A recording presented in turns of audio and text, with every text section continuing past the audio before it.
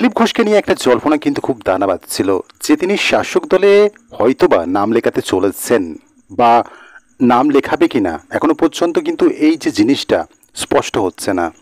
এবং সাম্প্রতিককালে কুণাল ঘোষ থেকে শুরু করে শাসক দলের বেশ কিছু নেতা কিন্তু দিলীপ ঘোষকে নিয়ে বেশ নরম মনোভাব দেখাচ্ছিল। কার্যত এই সমস্ত মন্তব্যের পরেই কিন্তু একটা জল্পনা দানা বাঁধছিল যে দিলীপ ঘোষ হয়তোবা বিজেপির হাত ছেড়ে শাসক দলের খাতায় নাম লেখাতে চলেছেন। কিন্তু এর মধ্যে কতটা সত্যতা রয়েছে বা কতটা জোরালো দাবি রয়েছে এটা নিয়ে এখন প্রশ্ন। তো স্বাভাবিকভাবেই আমরা জানি দিলীপ ঘোষ কিন্তু একজন সংঘ নেতা, পাশাপাশি তিনি বিজেপি করেন। সেক্ষেত্রে সংঘ নেতারা যে বিজেপি ঘনিষ্ঠ বা বিজেপিরই হয়ে কাজ করেন এটা তো স্পষ্ট। এবং সাম্প্রতিককালে দিলীপ ঘোষও কিন্তু এই যে দলবদলের একটা জল্পনা সেটাতে কোথাও না কোথাও তিনি কথার মারপ্যাচ দিচ্ছিলেন, কোথাও না কোথাও তিনি সরাসরি উত্তর দিতে পারতেন যে তিনি বিজেপি থেকে চলে যাচ্ছেন না, কিন্তু তিনি সেই কথাটা সরাসরি বলছেন না, কোথাও ইনডিরেক্টলি ঘুরিয়ে পেঁচিয়ে কথাটা বলছেন এই প্রসঙ্গে। সেক্ষেত্রে কুণাল ঘোষও নরম সুর দেখাচ্ছে। যখন বিজেপির রাজ্য সভাপতি নির্বাচন করা হলো শ্রমিক ভট্টাচার্যকে, কার্যত তখন কিন্তু শাসক দল এই বিষয়টাকে নিয়ে তারা বিজেপির অন্তরে একটা কোন্দল লাগানোর মতো প্রয়াস কিন্তু তারা অনবরত করছিল।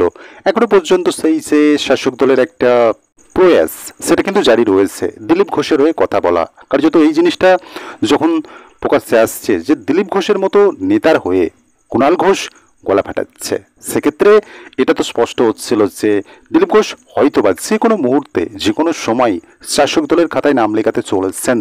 এবার প্রশ্ন হলো তিনি কবে এই শাসক দলের খাতায় নাম লেখাতে চলেছেন। সেক্ষেত্রে কি শাসক দলের আমরা জানি যে একটা গুরুত্বপূর্ণ কর্মসূচি রয়েছে 21শে জুলাই, সেক্ষেত্রে সেই দিনই কি তিনি শাসক দলের খাতাতে নাম লেখাতে চলেছেন, এটা নিয়ে কিন্তু একটা প্রশ্ন এসেছে। এবং সাম্প্রতিককালে এই যে দিলীপ ঘোষের অবস্থান, দিলীপ ঘোষের বর্তমান অবস্থান কি, তিনি কি বিজেপিতেই থাকবেন নাকি শাসক দলে যাবেন, কার্যত সেই জিনিসটা স্পষ্ট করে দিলেন বর্তমান বিজেপির রাজ্য সভাপতি শ্রমিক ভট্টাচার্য। তিনি কি বলছেন এই প্রসঙ্গে? শ্রমিক ভট্টাচার্য বলছেন উনি বিজেপিতেই ছিলেন, আছেন এবং ভবিষ্যতেও থাকবেন। পশ্চিমবঙ্গে দিল্লি লাইন বা কেরল লাইন নেই, একটাই লাইন, সেটা হলো বিজেপি। আর আমাদের লক্ষ্য হলো শাসক দলকে হাঁটানো। স্বাভাবিকভাবেই এই বিষয়টা তিনি স্পষ্ট করে দিচ্ছেন যে দিলীপ ঘোষ বিজেপি ছেড়ে কোথাও যাচ্ছেন না। এবং আমরা জানি খুব শীঘ্রই এই বাংলায় প্রধানমন্ত্রী নরেন্দ্র মোদী আসতে চলেছেন 18ই জুলাই। সেক্ষেত্রে ওই মঞ্চে কিন্তু দিলীপ ঘোষকেও আমন্ত্রণ জানানো হয়েছে।